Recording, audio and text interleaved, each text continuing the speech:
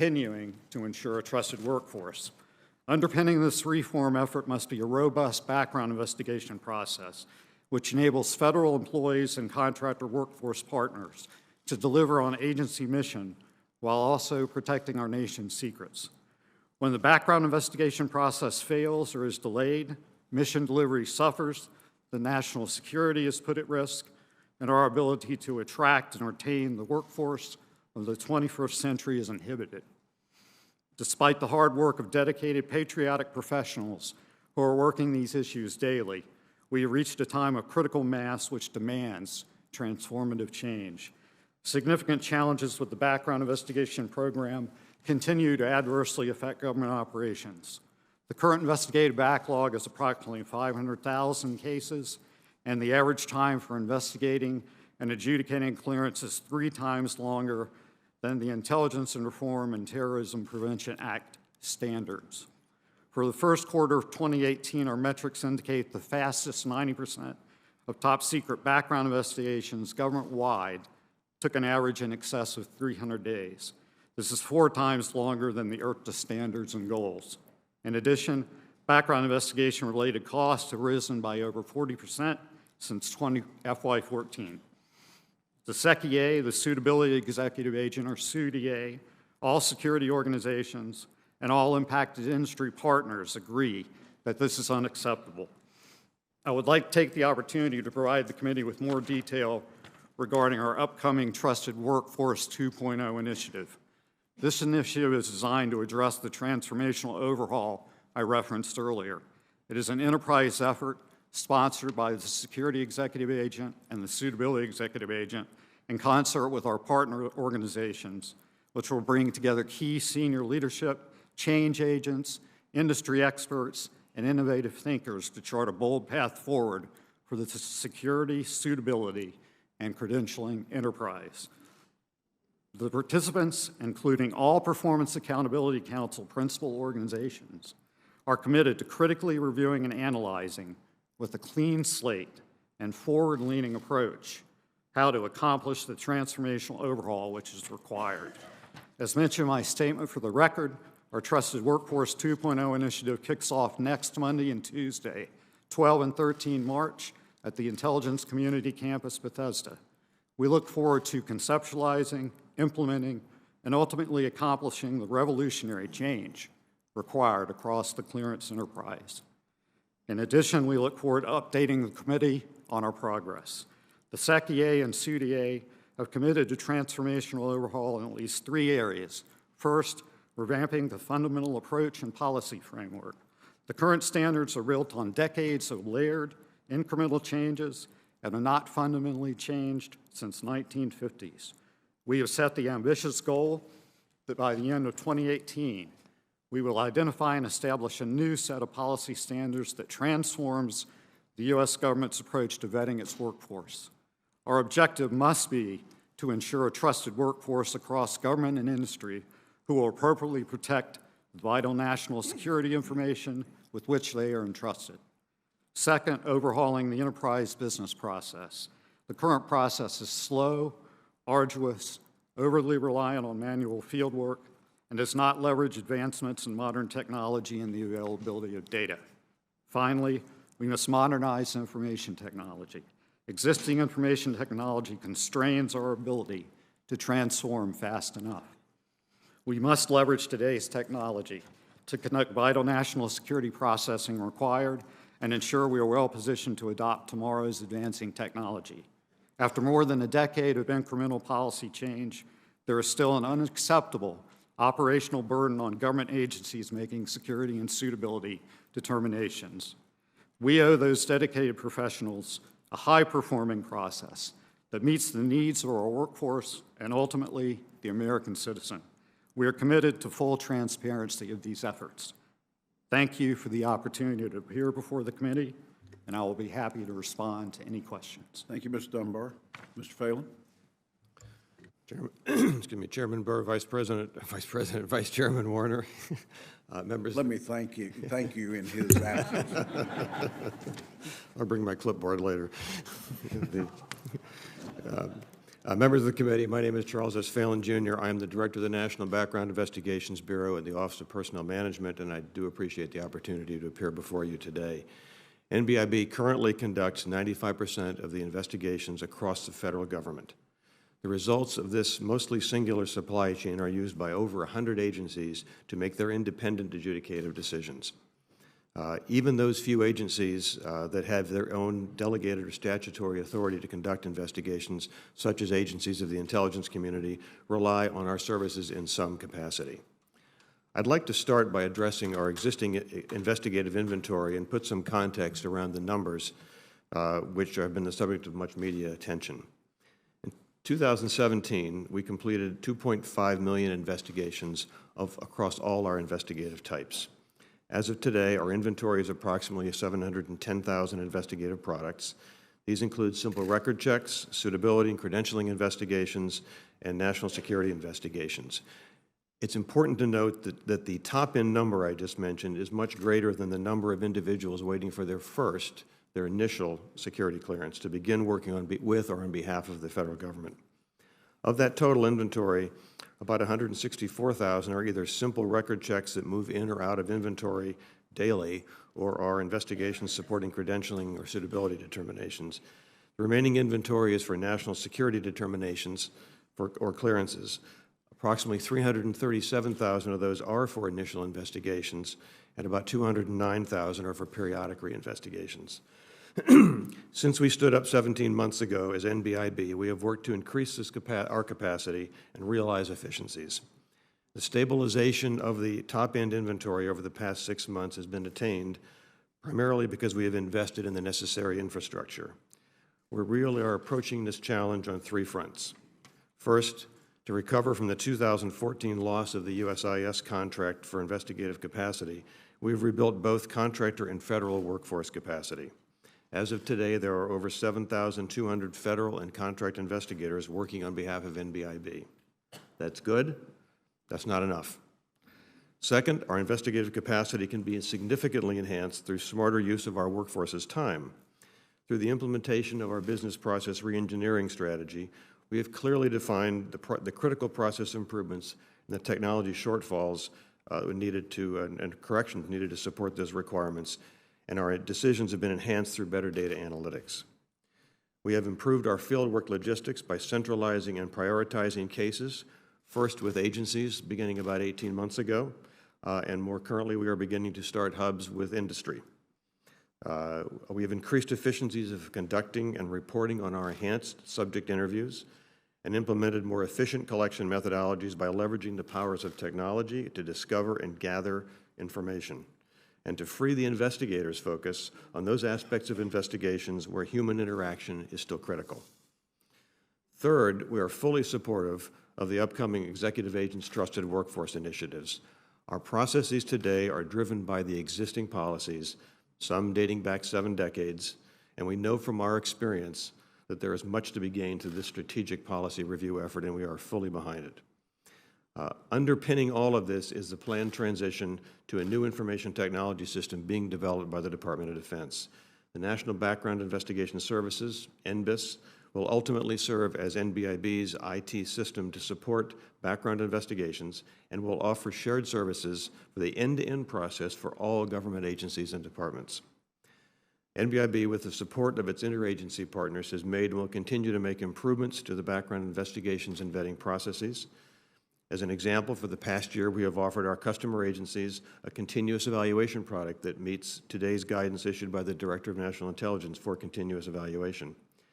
As we work to reduce this inventory, we will continue to explore innovative ways to meet our customer agencies' needs, leveraging their expertise as part of our decision-making process, and remain transparent and accountable to all of our customers and to Congress. We recognize that solutions to reduce inventory and maintain the strength of the background investigation program includes people, resources, and technology, as well as partnerships with our stakeholder agencies and changes to the overall clearance, investigative, and adjudicative processes. Finally, as the federal government works to implement the transition of the Department of Defense-sponsored background investigations from NBIB to DoD, we will examine our workforce needs, our capacity, our budget, and work with our partners to minimize disruptions. We have a shared interest in reducing the inventory, taking steps to effectuate smooth transition of operations, and we have a shared understanding of the importance of this entire process and its ultimate impact on national security. Thank you for the opportunity to be here today. I look forward to the next year, and I look forward to answering any questions that you may have. Thank you, Mr. Phelan. Mr. Reed. Thank you, Mr. Chairman, Mr. Vice Chairman, distinguished members of the committee. On behalf of Secretary of Defense Mattis, thank you very much for the opportunity to meet today to discuss a very important topic at hand. I have submitted my statement for the record, and sir, with your permission, I would just like to take a few minutes to amplify a couple points.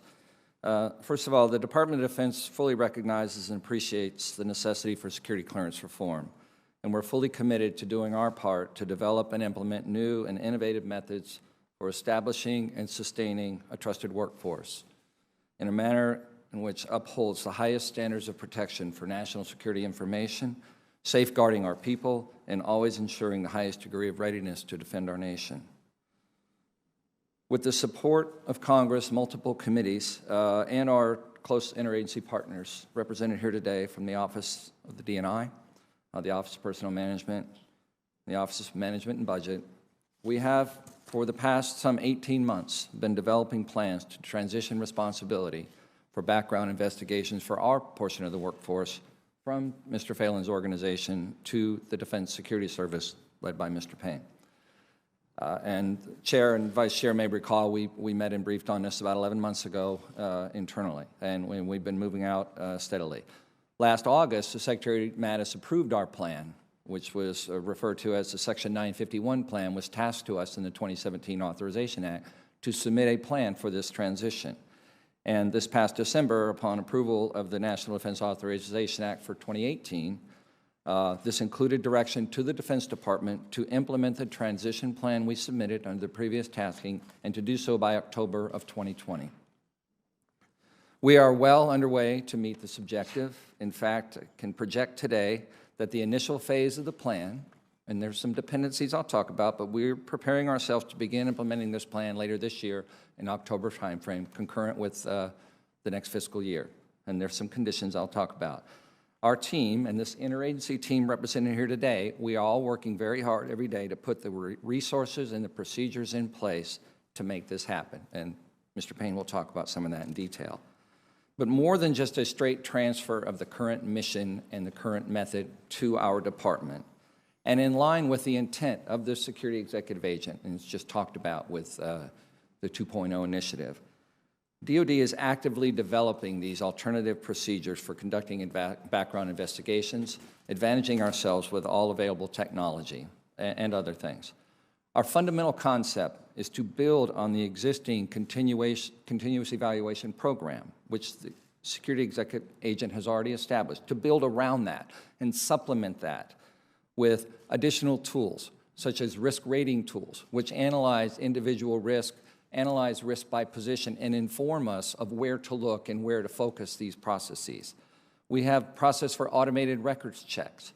Some of this is in use today at NBIB. To build around that, to take the shell of continuous evaluation, enhance that with other tools that give us a full comprehensive picture and a contemporaneous basis of the risk that we are dealing with, an individual risk and human risk associated with responsibilities, levels of responsibility, risk profiles, and a host of other data that are connected to other programs we have, such as insider threat, such as user monitoring, such as base access, facility access. We are in a position to aggregate that data to give us a much more comprehensive understanding of the risk than we currently have. And that is the backbone of the automated process we're referring to. We have worked this with our colleagues here. We have shared it and briefed this to many of the industry leaders that you had in the previous panel and the organizations they represent. And there is full agreement of everyone I've briefed that this methodology is viable and sufficient and goes far beyond where we are today and updating our understanding of risk in the workforce to a more future-looking state. We will soon, I said there's a condition about when we'll start, we will soon be submitting to the DNI our proposal requesting approval to begin phasing in the use of this process for selected segments of our workforce. And we will do this in a very graduated manner so we can assess and evaluate the results everyone involved can understand what's taking place and appreciate where we are and accept the results. And we will, at the same time, we have to build up a capacity to do this on scale. So this is a ramp. The plan we submitted is a ramped plan. It's a 3-part plan over 3 years. And as I said, we are prepared, subject to the concurrence of the security executive agent, to formally commence this in October of this year. This will be a long-term process, and it will be done in a graduated manner. We will build up our capacity, and we will bring everyone along with us, industry, government, congressional oversight, all of our reporting requirements, all of our accountability requirements. We have every ability and full intent and no latitude not to uphold and not to represent what we're doing. There's nothing below the waterline that folks won't understand. We're very cognizant of this reciprocity issue and how people need to appreciate what's happening so they have trust and confidence in the system. And we're prepared to do that. We're equally mindful as we do this that we must continue to rely on the National Background Investigations Bureau to process the some 500,000 DOD cases that are in their inventory. Those cases have gone into that system. We are enabling NBIB to do that now. We are the sponsor for the IT system. We will continue to do that and build those tools out, all of which will transfer, but they will continue to be available to all of government, and all investigative services providers in the federal government will have access to these tools and procedures that we are developing. In the later stages of our plan, later into next year, we will begin working with NBIB to understand and implement the resource transfers. The financial resources we put into NBIB are on a pay-as-you-go, on a revolving fund. But the human capital, the federal and contractor workforce that supports NBIB now, as they ramp down to a smaller population, we are 75% of their business load, roughly. So as we shift that, we're working with them right now, and we have a commitment to provide a plan through the PAC principles of what our ramp-up plan is and what their ramp-down plan is, and obviously those need to be in harmony. We will continue to rely on them to work down the inventory, and we will support and enable them to do so. And I would just add here, they've done a tremendous job of dealing with a very difficult set of challenges with the inventory that Mr. Phelan inherited when he took that job, and we're very much appreciative of what they're doing. I can't underestimate the complexity of this endeavor. This is, as I said, it's about a $1.1 billion enterprise. We have a volume of 700,000 cases a year that they process for us. There's some 8,000 to 10,000 people that do this, and all of this will be in motion as we phase and implement this plan, keeping them whole and viable with a rescope mission and establishing our ability to do our mission, which would then be benefited by the fact that we have control of our own initiation process, the submissions piece, the investigations piece, and the adjudications, and then very important going forward, the follow-up, the continuous vetting, continuous evaluation foundations that I already discussed. We're working on this every day. We have great teamwork. We appreciate the support of Congress in this endeavor. And, sir, thank you again, and I look forward to your questions. Thank you, Mr. Reed. Mr. Payne? Mr. Chairman, Mr. Vice Chairman, members of the committee, thank you very much for this opportunity to speak with you on this topic. You have my written statement. I'm not going to go into that, and I'll try to keep my comments as brief as possible because I know you have a lot of questions. I will say that I am the individual who's going to be responsible for executing the mission in DOD for background investigations and begin to build that mission. As a result of that, Charlie and I have to work, Mr. Phelan and I have to work very closely with each other, and our teams have to work very closely with each other so that we do this in a manner that doesn't hinder NBIB's ability to work down the backlog while at the same time increasing our capacity to pick up these investigations. That being said, and in view of the previous panel that was here and the comments that came from the previous panel, I am responsible for industry security currently. But while we do not do the background investigations ourselves, it's Mr. Phelan's organization that does that. We initiate the background investigations. I am the individual who grants interim security clearances and takes them away. I am also responsible for the execution of DOD's continuous evaluation program, which from my perspective, has been greatly successful and is the way of the future. We have to go down this route if we are going to make the necessary changes to make this process better. In addition to that, the insider threat programs for DoD. I own the Defense Insider Threat Management and Analysis Center, which is where all of the insider threat concerns in DoD come to. And we work with the individual agencies within DoD to resolve those particular issues. All of those things combined, as Mr. Reed outlined a few minutes ago, all of those things combined are things that we did not have back in 2004, 2005, when DoD had the initial mission for background investigations. We have them now. That is the way of the future. That is the way that we have to go. If we are going to make any progress in making this program faster and making this program more secure, we got to look at a different methodology of doing this. We have to utilize continuous evaluation and automated processes, many of which Mr. Reed outlined in his statement. But in addition to that, we have to look at the standards. We have to change the standards. If we are going to do this successfully, we have to change the standards. And that's going to result in some big decisions on our part. And those big decisions pertain to how much risk we are willing to accept.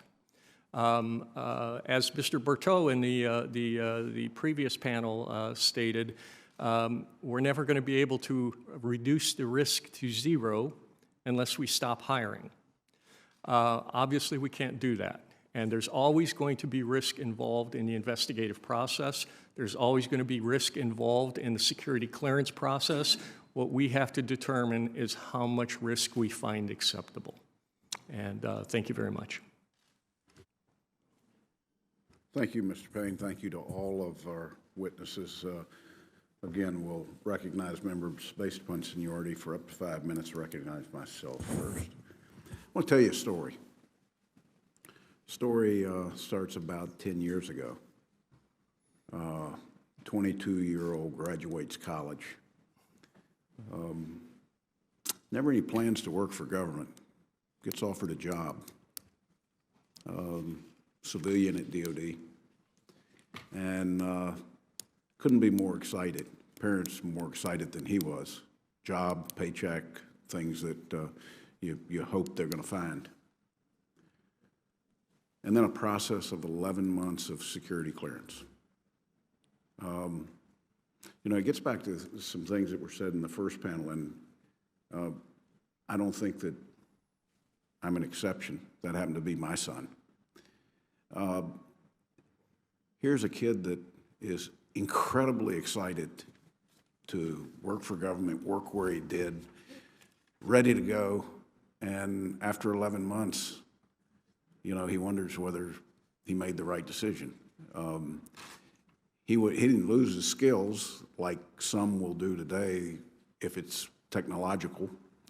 But the question is, how much of that initial passion for working for government do you lose from a standpoint of the retention down the road? So understand, I get it firsthand why we've got to accomplish what you've set out to do.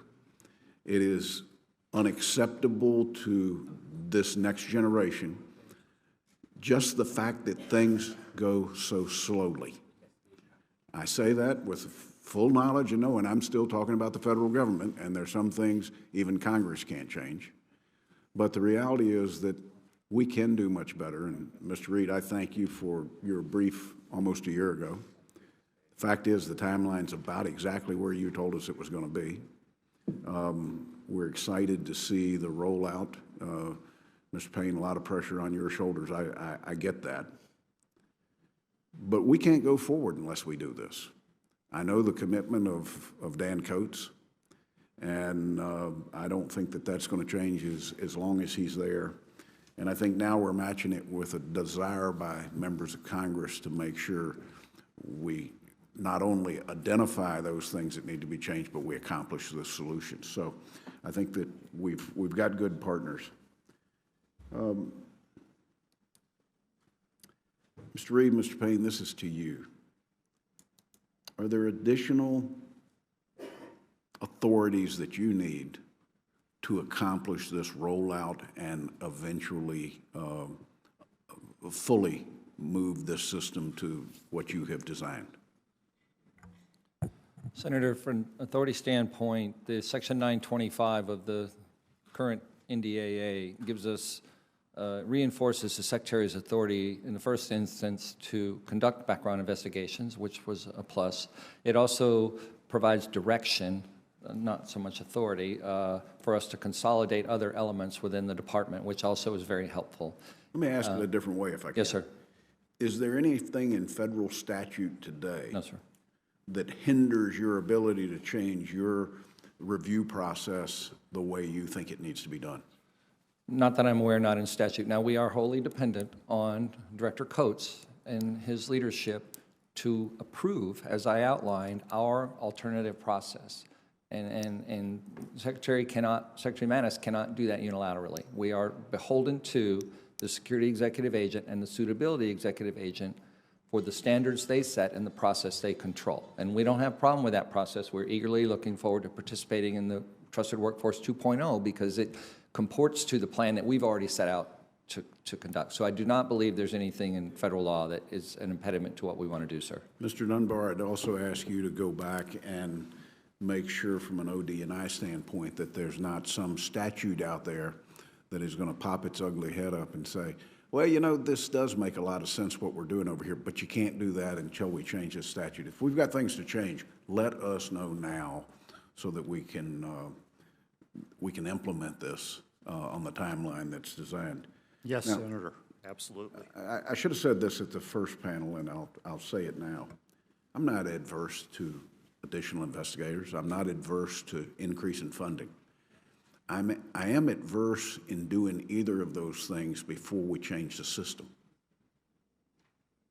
So, you know, until you change, it's hard to truly evaluate what the need is going to be, what the cost is going to be. I am hopeful, and I think, Mr. Reed, this is your intent, that this takes the timeline for security approval and drives it down. Can you give us what your goal is from a standpoint of a timeline? If 9 years ago it took 11 months, I can't imagine what it is today for that similar TSCI individual. What's your goal now? Yes, sir. The established goals for each level of clearance are attainable under our plan, but better than that, under our plan, currently for a secret reinvestigation, the guideline goal is 145 days. It's taken about twice that long. Under our plan, our vision is that periodic reinvestigation as it's currently conducted does not exist, that a contemporaneous continuous vetting process would be implemented in place of that. Now, there will still be deliberate face-to-face sort of re-upping of employees. It's not autopilot. But the monitoring and the reporting, which we're already doing in our program now, will be the backbone. So the answer to that question is the goal is to eliminate the requirement currently existing for periodic reinvestigations at all levels. We have some work to do to get beyond the first level. What can I tell that next 22-year-old who wants to be a civilian DOD employee and is getting ready to go through the background check, 22 years old, out of school, never lived anywhere but school and home? How long is it going to take to process him for clearance? Again, under the current process, that ranges from 200 to 400 days. Under the future process, it's perfectly attainable to get down to, in the current guidelines, which are for top secret 150 days. But we feel it can go much lower with the automation and the tools that I described, sir. Okay. Vice Chair. Thank you, Mr. Chairman. I think we've heard a lot of commonality from the first panel to the second panel in terms of goals. And this is not a new problem, but I look at just the last performance of the last couple of years. We've had doubling of the backlog, and from Mr. Phelan, while you say it's stabilized, I don't hear, and I'm going to come to you in a couple minutes, when are we going to actually get it down? We've had a doubling of the costs. We have everybody using the term continuous evaluation, yet we seem to have not commonality on that or how we're going to get there. We have the notion of increased technology, but again, I don't see a timeline presented. We see in certain areas, for example, the financial sector, where there are enormous security concerns, they have been able to implement tools like continuous evaluation using increased technology. And I get the frustration on the DoD side to say, we got to split this up. But if we're talking about an effort to go, if we accept some of the industry's interest in terms of one application, one investigation, one adjudication, and one clearance, it seems like we're going in the opposite direction. So I'd like to hear either from Mr. Reed or Mr. Payne how we make sure if we go through this process, we're not going to simply create more duplication, less portability, less reciprocity than what we have right now, which, again, I first to acknowledge, is not working. Yes, sir. The application, the standards, and are federally directed. There is one. There is one standard. What we are embarking on and preparing to implement is an alternative methodology to reach those standards. Now, in parallel, these guys talked about everyone getting together and looking at the standards. If they change, they'll change for everybody. We're not creating a new standard. We're not creating a new application. We are automating behind the application the process that we go through to collect the data that's relevant to form the basis of a background investigation that becomes the basis of an adjudicative decision or determination. We're not changing the standard, sir. Recognizing that you are the vast majority, how are we going to make sure the goal of reciprocity and portability takes place as you build this new system? In the very first instance, sir, that will be by adhering to the guidelines set by the executive agents, and everything we implement, we do not have a unilateral authority to change that process without the executive agent's concurrence. So we will align our process to their standard. Respectfully, I mean, I know you're trying to head us in the right direction, but it sounds a lot of process words rather than specific guidelines, timetables, and how we're going to get there. Let me just, while I share the chairman's concern about simply throwing money at it, but my understanding is there are an awful lot of agencies, they kind of build this into their G&A and they don't continue to prioritize funding, so that the funding that is even supposed to be there isn't getting there. So I don't think we ought to throw more dollars, but I do think we need to make sure that agencies make this a priority within their funding scheme. And I hope DOD, which has gotten a very generous bump up in the last budget, if you're going to take this on, it would be very disappointing, at least to this senator, if we came back and said, well, we didn't have the dough to do it. Let me go to Mr. Phelan. I mean, Mr. Phelan, stabilizing at $700,000 is not acceptable. It's just not acceptable. I'd like to know when we're going to start seeing those numbers driven down on the backlog. And also, Senator Heinrich raised issues on the earlier hearing about new techniques that some of the government labs were using in terms of, for example, hubbing interviews. Why is it taking so long to try to implement what seems to make common sense in terms of a hubbing interview? I've got an area like Norfolk, Virginia, where we've got huge numbers of people waiting for clearances. What can you say specifically about using these tools that seem to be working in DOE kind of across the breadth in other areas where there's concentration of federal employees like Norfolk in my area or Northern Virginia in my area? Taking all those... Start with how we're going to drive that 700,000 backlog down, not stabilize it, drive it down. Right. So starting one step even further behind that, when I first joined this organization 17 months ago, the capacity to conduct the work that we were required to do was insufficient to conduct that work, period. And that's why, as you saw in the first few months after we stood up, that inventory continued to rise as opposed to begin to stabilize. When we reached the point where we have the same capacity that we had in 2014 when this all fell apart, that's a way station along the way to reach that point of stabilization. It's not the end game. in one sense, I'm proud we hit that stabilization point, but I'm not proud that we have not brought that inventory down. Our goal is to bring it down.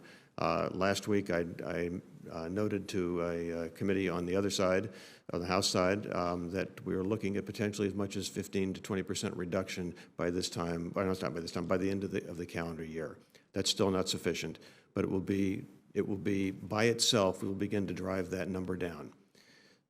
It will probably take us a couple of years to get down to a level that is much more effective. Along the way, we are trying a number of things. We've talked about technology. We need to be able to get at information, collect information more reliably, more quickly through technology as opposed to shoe leather, as was mentioned in the previous session. The problem is getting to some of those sources right now, particularly law enforcement sources, is not as easy as one would hope, and we still have to put a lot of people on the street to find police records in relevant areas. But we're continuing to work on that closely with the police agencies at the state, local, federal, tribal level to continue to do that. You talked about hubbing. We started that with the Department of Energy as a surge rather than hubbing about 17, 18 months ago in Los Alamos. It looked very promising. We have, since that point, we have done a number of things that are both hubbing and surging. One is more concentrated than the other. Most recently, we finished one in Wright-Patterson Air Force Base in the Dayton area. We recognized a increased efficiency of somewhere in the low 40% positive note. That, in other words, what would normally be an hour's worth of work, they were finishing in 36 minutes. That's a rough estimate. They were far more productive in that hubbing area. You mentioned the area around Tidewater. We are actually beginning a session in Tidewater on April 1st. We've pulled together all the federal agencies that are down there, all the DOD agencies that are down there, and pulled together all of our assets, both staff and contract investigators, and we're going to focus on that area. But that is one of probably about 8 or 9 that I could mention just in the last year where we have actually done this and found very positive results.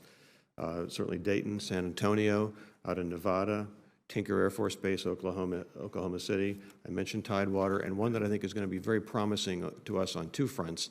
One is we've been working with with industry directly to find areas, not by company, but by geography and by program, to find those areas in the country where we can again focus our resources. Places like Southern California, places again like Tidewater, like the Space Coast in Florida, where we can bring that together and work with industry to focus our energies down there. A second part of that is to follow on to a comment that was made, I believe, by one of the early panelists. It's clear to me from both our current work and my last experiences in life that industry collects an awful lot of data before they put somebody in for a clearance, before they even decide to hire somebody. And we need to find a way to leverage the work that they have already done, accept it, and build it into part of the process, and not have to go back and ask those same questions. And that will, by itself, reduce a lot of time and collection and effort. That's sort of a high-level view. I hope that gets to some of those points you mentioned, sir. Curious you didn't mention National Capital Region as one of these areas that would be a recipient of a hubbing area, since this is the greatest concentration of the need for clearances. Interestingly enough, I asked that question yesterday and spoke to the folks in charge of the activities in this area. We are in the Washington, D.C. area for work that has to be done in the Washington area. We are actually pretty close to being up to speed in the Washington, D.C. area. It is other parts of the country where somebody's background may take them to other parts of the country where it is not as up to speed as it I'll be happy to send a lot of my friends in the contractor community to you on that fact. They don't believe that fact. Understood. Hey, Mr. Chairman, Street, has DOD done its own background investigations and work before and then handed that back over to the whole of government? Yes, sir. Prior to 2005, we had responsibility for our background investigations at what's now the Defense Security Service, sir. So what's the lesson learned there? So why is this time going to be better? Because last time it was turned over and then now it's coming back. Give me the key lessons learned. So Mr. Payne touched on one of those, sir, and that is having a comprehensive process in place to deal with the volume and the scale of investigative items. The continuous evaluation tools that we have now are different, the risk rating and automated records checks, additional tools that we're developing to streamline the submission process within the department. If you look at the current process and you look at past practice, There's a high percentage of drag in the system between submission and investigation just to get the submission clean and get all the data. Well, we have tools in place already to improve upon that. I talked about the streamlined background investigations and then the centrality and the positioning of our consolidated adjudications facility, which did not exist at that time either. So we have in place, or we will have in place when we move investigations back, all three pieces of this enterprise, submissions, investigations, and adjudications, all under a single organization with the authority and the resources and the mission focus. And I would just say currently, sir, Deputy Secretary Shanahan, the #1 reform agenda for him is this clearance reform. Secretary Mattis, firmly, actively involved in pushing us to better solutions and to make this functionality not a back office thing that someone does in the department, not an administrative thing, but the security focus that exists in the leadership team now. I can't say what it was in 2005. It could not be any higher today, and we have the pieces aligned to put this into action. So give me two goals that are the nickels and noses type goals here. Will this drive down cost, and will this speed up the process? Yes and yes. Give me a ballpark of what that means.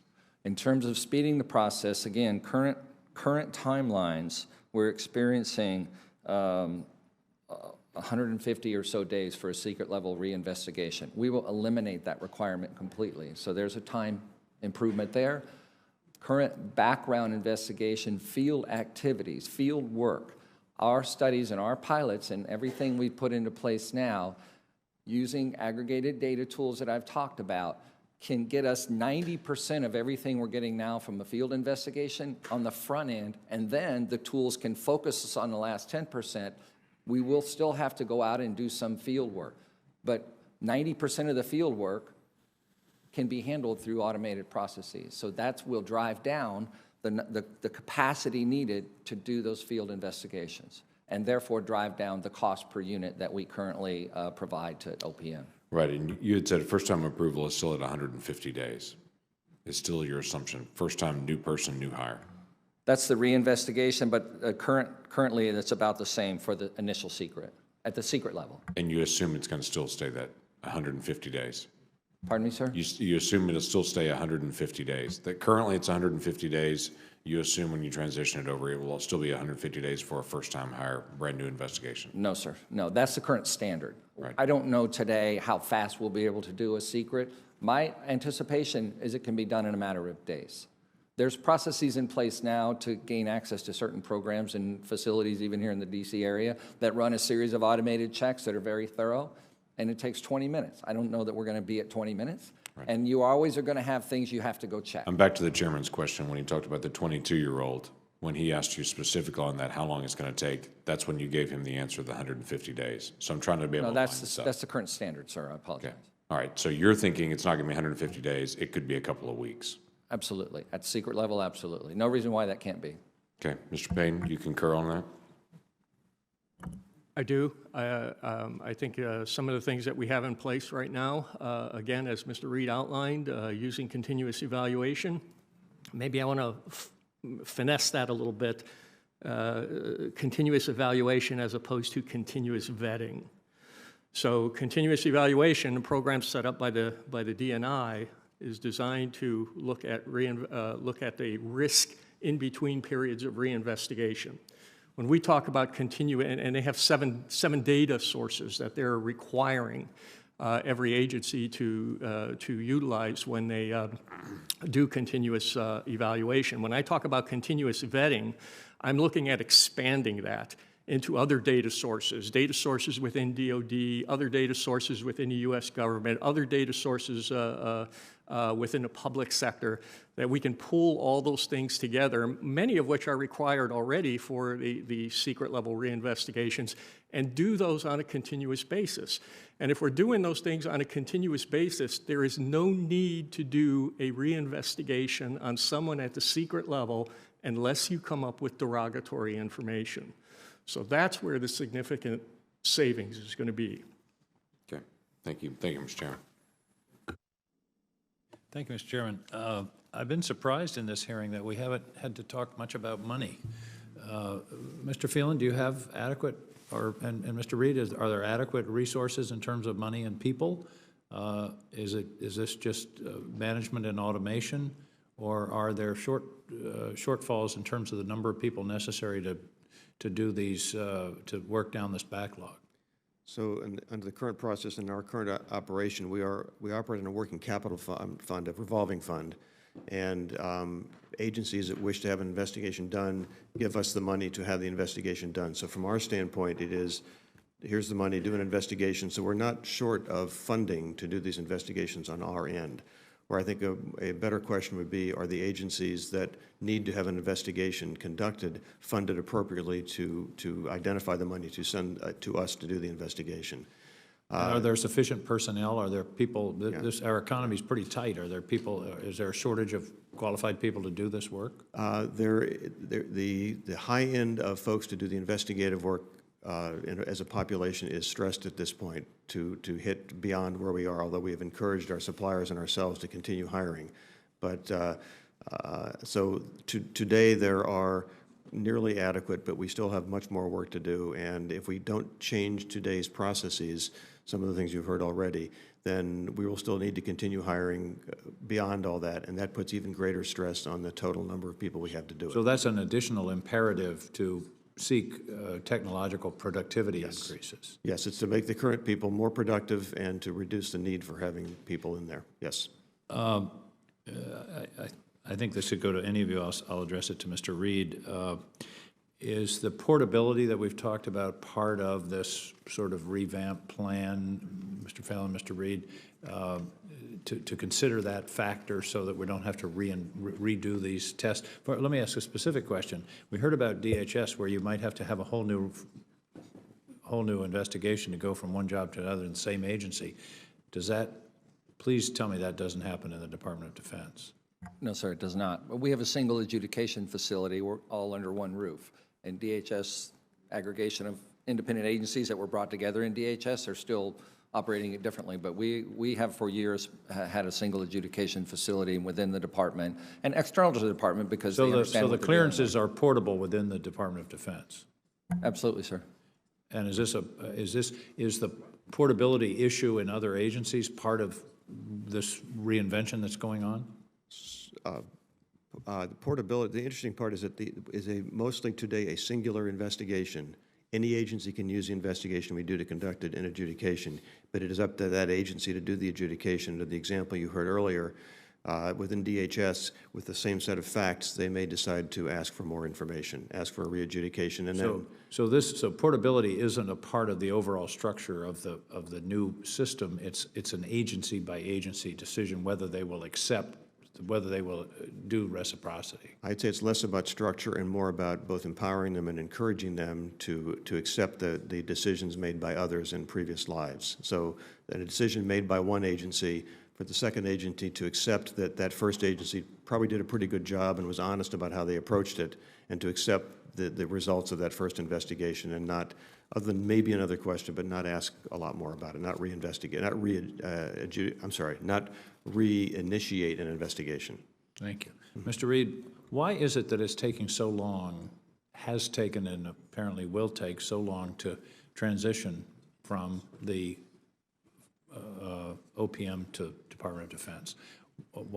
You were talking about 2020, I think, and it started last year. No, sir.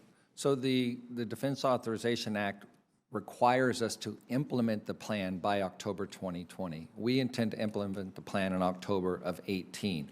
We're projecting a 3-year, 3-phase plan, starting at the secret So you're going to level. bring it in on time and under budget? Well, it says start by 2020, so we will start now, and it didn't tell us how long to finish, but we submitted a 3-year plan. So logically, the expectation is we take 3 years. When we moved it out of DOD last time, it took more than 5 years, and it's more complicated. But to short answer your question, we want to do it in a phased, deliberate, and graduated way. We have to keep our partner agency whole. They support a lot of other agencies in the government, and they rely on us to do that. It will help them work down their inventory. Once we start processing new cases separately, that will drive down the new work that goes to Mr. Phelan of tens of thousands of cases a week that we are providing them now. We will turn off that spigot, help with the backlog as we build up our own capacity and capability. I'm out of time, but Mr. Payne, very quickly, you used a phrase that struck me. You said we have to change the standards. What did you mean when you said that? Do you mean lower the standards? I don't necessarily mean lower the standards, but we have to change. So the federal investigative standards dictate what steps have to be taken to achieve a secret level security clearance or a top secret level security clearance. So again, as has been outlined, we So set. it's the steps that might have to be That's correct. compressed, not necessarily. Not the adjudicative standards the necessarily, okay. the investigative standards. That's what I needed to know. Thank you very much. Thank you, Mr. Chairman. Senator Wyden. Thank you very much, Mr. Chairman. I have a question for you, Mr. Phelan. I've made a special focus of my work during this Russian inquiry, the follow the money kinds of questions. I want to ask you a couple of questions relating to that for you. I think, Mr. Phelan, question is, should someone who fails to disclose financial entanglements with a foreign adversary be eligible for a security clearance? That is a yes or no question. I'm not sure I have a yes or no answer for you, sir. I believe it would play a prominent role in a decision as to whether that individual should be granted a clearance, and it is not an inconsequential question to ask. But how is it not an up or down yes or no? We're talking about significant financial entanglements with a foreign adversary. Shouldn't somebody who fails to disclose it, I mean, it's one thing if it's disclosed and you have a debate, and like you say, there's balancing, but failure to disclose seems to me a different matter altogether. So I gather you don't think necessarily that somebody who fails to disclose a significant financial entanglement with a foreign adversary shouldn't be denied a security clearance. That is not what I meant to say. Well, sir. go ahead. Tell me So what you mean to under say. the adjudicative standards, and I would defer also to Mr. Dunbar to reply to this as well. Under the adjudicative standards, there is nothing that says that if you do this, you can't have a clearance.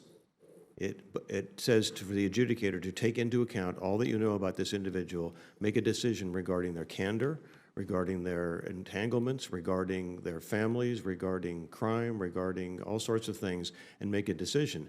I would say that the scenario you outlined would play a prominent, thought to be considered during the adjudication, but there's nothing in today's standard that says any of those things by themselves are disqualifying. It would be a very important piece to consider. Do you believe it ought to be disqualifying? I would have a hard time overcoming that. Great, thank you. Okay, Mr. Dunbar, question for you. Jared Kushner's interim access to top secret SCI information has raised a variety of questions. Under what circumstances should individuals with an interim clearance get that type of access? That's for you, Mr. Dunbar.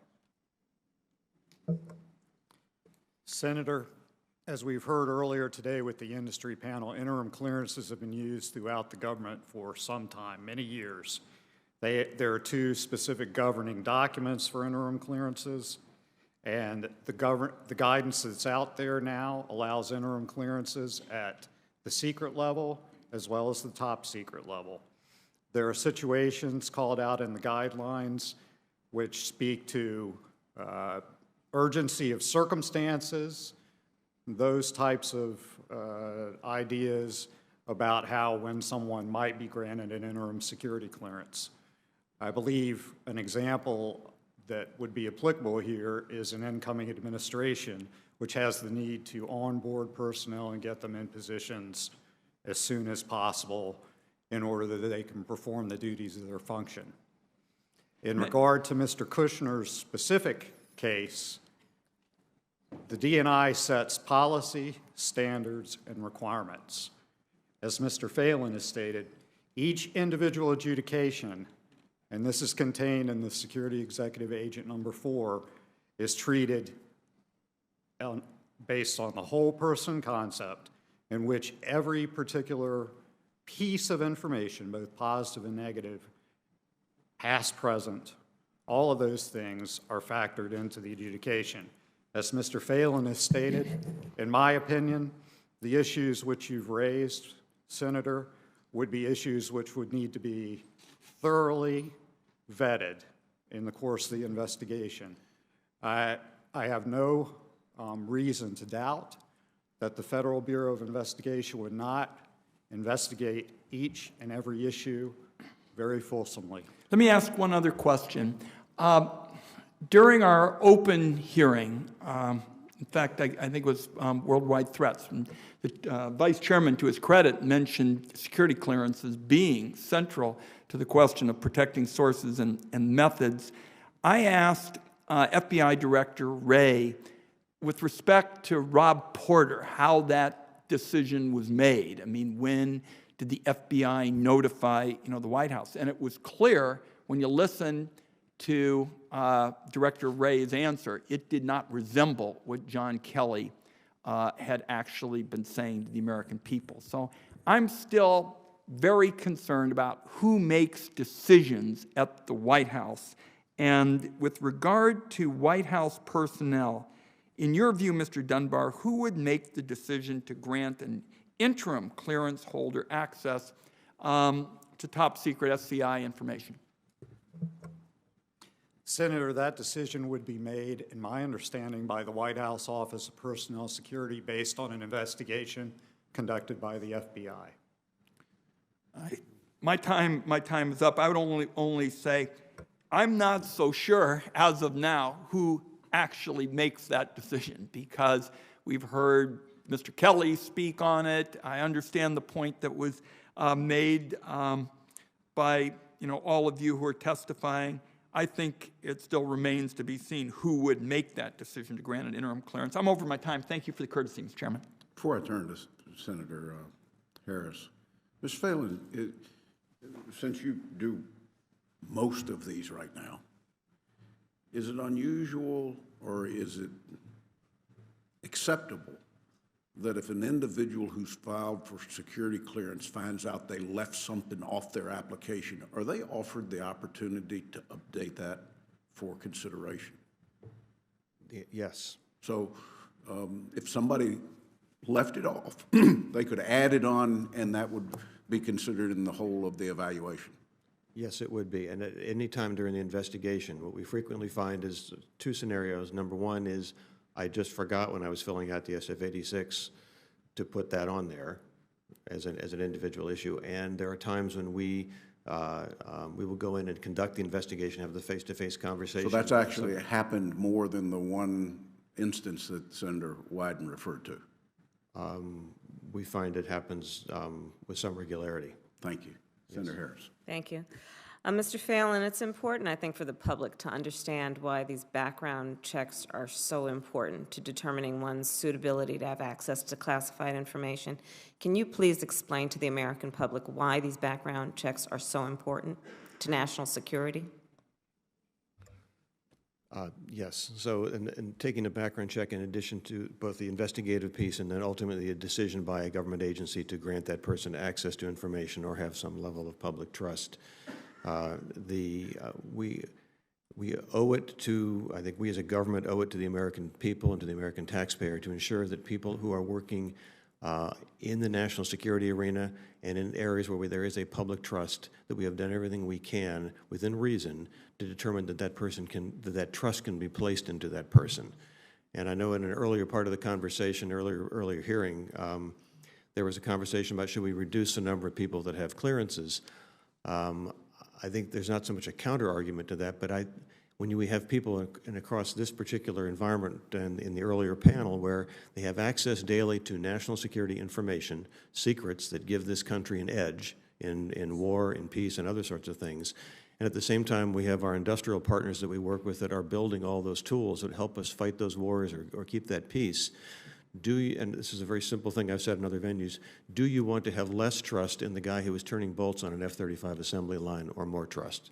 My argument is we probably want more trust rather than less. And in addition to the trust point, isn't it also the case that the Code of Federal Regulations lays out 13 criteria for determining suitability, not only to determine who we can trust, but also to expose what might be weaknesses in a person's background that make them susceptible to compromise and manipulation by foreign governments and adversaries. That is correct. This is a process that is both looking at history to ask if you do you already have a record of betraying that trust, and perhaps more importantly, both for initial investigations and for the continuous vetting or continuous evaluation portion, to say what is changing in their lives and how do we predict whether they are going to go horribly bad before they get that far. So there are 13 criteria, as I've mentioned. One is financial considerations. And I'm going to assume that we have these 13 factors because we have imagined scenarios wherein each of them, and certainly any combination of them, could render someone susceptible to the kind of manipulation that we have discussed. So can you tell us what we imagine might be the exposure and the weakness of an applicant when we are concerned about their financial interest, and in particular, those related to foreign financial considerations? So in a nutshell, it would be an individual who has entangled themselves, whether it's foreign or not, but in financial obligations that have put them over their head, and oftentimes this causes people to make bad decisions, bad life decisions. And in some of these cases we found from the history of espionage, it causes them to decide, well, I've got something valuable here, let me sell it to somebody. And how much information is an applicant required to give related to foreign financial considerations? They're required to identify foreign financial investments, foreign financial obligations, foreign property, and Foreign loans? that would be a financial obligation, yes. Of course. Yes. And when we talk about foreign influence and it is listed as a concern, what exactly does that mean in terms of foreign influence? What are we looking at?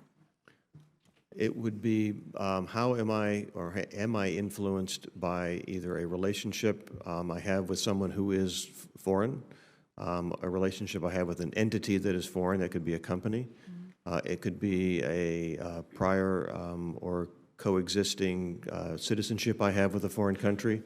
It could be a family member who is someone from a foreign country, and how much influence any of those things would have over my judgment as to whether I'm going to protect or not protect secrets and trust.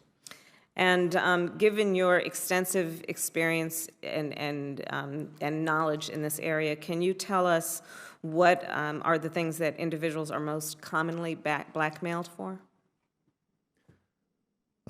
It is not, I have to go back and do some more research. The instances of blackmail by people committing espionage is not as substantial as the incidence of people who have simply made a bad decision based on financial or other entanglements. And they just make poor decisions and decide that my personal life is worth more than my country. Right. And then I have one final question, and this is for Mr. Payne. According to press reports last fall, you said, quote, if we don't do interim clearances, nothing gets done. You continued to say, I've got murderers who have access to classified information. I have rapists, I have pedophiles, I have people involved in child porn. I have all these things at the interim clearance level, and I'm pulling their clearances on a weekly basis. This obviously causes and would cause anyone great concern. And the problem, of course, being that the inference there is that interim clearances don't disclose very serious elements of someone's background. So can you please tell us, when we also know, according to press reports, that there are more than 100 staffers in the Executive Office of the President who are operating on interim clearances, what we are going to do about this? I will say that the length of time that someone stays in an interim capacity has to be limited as much as possible. Just to give you an example from DOD standpoint, and my area of jurisdiction right now is industry, cleared industry. Last year we issued 80,000 interim clearances to industry. Currently, there's about 58,000 people on interim clearances. If you look at the timeline that they have been involved or they have had their interim clearances, it ranges anywhere from 6 months to 2 years. But if you look at just last year in terms of interim clearances, and let me give you a couple of statistics here. 486 people from industry had their clearances denied last year. their main security clearance, their full security clearance. They were denied. Of those, 165 of those individuals had been granted interim clearances. Now, during the process of the investigation, information was developed during the investigation that resulted in us pulling the interim clearances of 151 of those individuals. And the remainder were individuals who did things after they received their interim clearances. So, so the risk, you can see the risk that is involved with interim clearances and the need to reduce the amount of time that we have somebody in an interim capacity as much as possible. I agree. Thank you. Vice Chair. One, I appreciate the panel, and I appreciate your answers in the first panel as well. This is a high priority issue, I think, for all of us, and is remarkably no partisan. We got to get this improved. I will leave you with one, because it's been a long morning already. I will leave you with one question for the record, because it was raised in the first panel, but we didn't get a chance to raise it today, and I'd like to get a fulsome answer from each of you. I would argue that, particularly in an era of more and more open source documents, we have to take a fresh look at the need to have over 4 million plus people actually have to go through a clearance process of any type, and particularly the tremendous growth of top secret clearances versus simply secret. So I'd like to hear back in writing from all of you, what can we do and what would be your policy recommendations so that we could not have so many people actually have to funnel through on the demand side on a going forward basis where more and more information is going to be out. Thank you, Mr. Chairman. Thank you again for holding this in open setting. I thank the Vice Chairman. I thank all of the members. This is one of those issues that the membership of this committee has been extremely engaged on. And I want to thank the first panel members who chose to stay and listen to the government witnesses. I'm always shocked at the number of people that have the opportunity to testify and stay and choose not to do that. So I really respect the ones that do take the time to do that. I thank all four of you for not only providing us your testimony today, but for the jobs you do. Mr. Payne, you got a big job. And Mr. Reed, you've led this charge. And Mr. Phelan, you walked in when not many people would take the job. And you have performed as well as one can do. And that's faced with losing 80% of your business down the road, knowing that. Mr. Dunbar, I'm not sure you knew that you'd signed up for this when Director Coates asked you to come in, but it's important. And as we've chatted up here, as other members have gotten an opportunity to question you, we're really confident that this might be a model that we're beginning to see that we can replicate, and that the energy between you and Mr. Phelan, that exchange is going to happen, and that there's a real opportunity then for Director Coates to coalesce the rest of government towards this model. The one word that didn't come up in the second panel, might have come up once or twice, that came up frequently, and the first one was reciprocity. Because there's nothing that either one of you are doing on both ends where it solves the problem of reciprocity within an agency or from agency to agency. And I can tell you, we've got a security officer that got her security clearance at the State Department, but when she came to be security officer for us, the State Department said, we don't have accreditation with the CIA. So she had to physically go pick up her paperwork and take it to the agency to be recognized. You'd think in 2018 something like that wouldn't exist. And it's bad enough that it does, but I think when we look at why are we doing this? It's really not to solve that problem. It's to make sure that the next generation of workers that are going to come through the pipeline actually want to do it and can do it, and they do it in a time frame that they're accustomed to. It always mystifies me that somebody's willing to share their entire life story, because they do, right, Mr. Phelan? Everything's out there for to be exposed, because they believe in what they're doing. And I want to make sure the next generation has just as much passion about doing this. We wouldn't be quite as involved as a committee if it wasn't for the passion of the Vice Chairman. He has been relentless on this, and I think it's safe to say that the committee, and I say this to you, Mr. Dunbar, I will take up with Director Coates. I will offer to Director Coates the committee being involved in the issue of reciprocity and how we bring agencies together to work through some of those things. It's not that the director doesn't have the authority to do it, or I think he's in full agreement with us, but sometimes having a congressional piece involved in those provides the director an additional stick that he might not have without us. So I'll make that offer to Dan that we will be involved to that degree. Mr. Reed, I hope that your history with us, which is at least annual updates, if not faster, that you'll continue those, and that this committee will have a real inside look into the success of the model you're setting up. Much of what we're able to accomplish from this point forward is because of the investment that you've made, not only today, but prior to this, and we're grateful for that with this year.